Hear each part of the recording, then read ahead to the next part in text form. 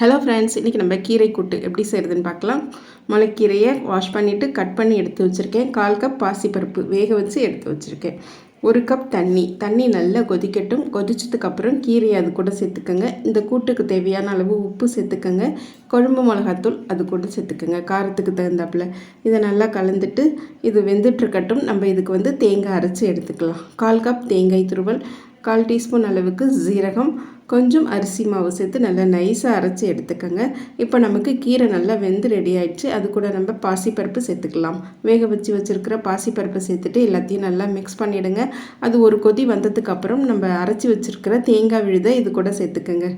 தேங்காய் விழுதையும் இது கூட சேர்த்துட்டு எல்லாம் சேர்ந்தாப்பில் ஒரு கொதி வந்ததுக்கப்புறம் அடுப்பை ஆஃப் பண்ணிவிடுங்க. ரொம்ப சுவையான கூட்டு இப்போது ரெடி ஆகிடுச்சு. இது கூட ஒரு தாளிப்பு சேர்த்துக்கோங்க. கடுகு, உளுத்தம்பருப்பு தாளித்து கொட்டிடுங்க. இது சைட் டிஷ்ஷாக சாப்பிட்றதுக்கும் நல்லாயிருக்கும். சாதத்தில் போட்டு சாப்பிட்றதுக்கும் டேஸ்டியாக இருக்கும்.